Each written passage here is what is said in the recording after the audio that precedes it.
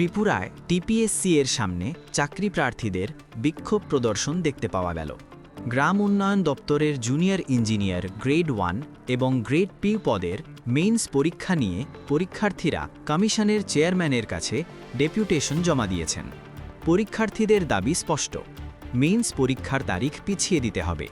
আসলে গত 12 মার্চ প্রিলিমসের ফলাফল ঘোষিত হয়েছিল, আর এখন মেইনস পরীক্ষা 2 মে নির্ধারণ করা হয়েছে, অর্থাৎ প্রস্তুতির জন্য সময় মাত্র 42 দিন।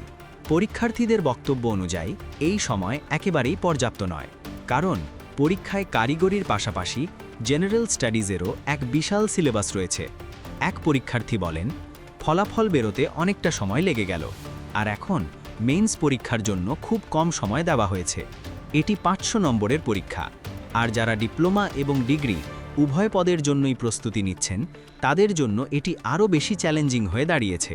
তিনি আরও যোগ করেন, আমরা চাই পরীক্ষা অন্তত 1.5 থেকে 2 মাস পিছিয়ে দেওয়া হোক, যাতে আমরা প্রস্তুতির জন্য যথেষ্ট সময় পেতে পারি। এখন দেখার বিষয় হলো টিপিএসসি এই দাবির প্রেক্ষিতে কি